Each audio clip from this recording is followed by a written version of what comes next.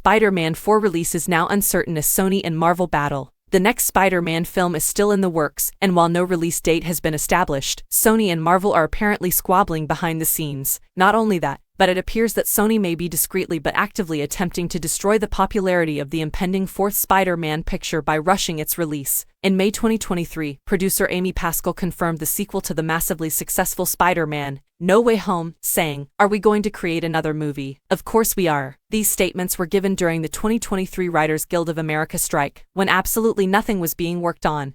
But we can only presume that early pre-production has resumed. Given the amount of labor and time required for a Marvel Cinematic Universe film, we shouldn't expect to see Tom Holland as Spider-Man on the big screen anytime soon.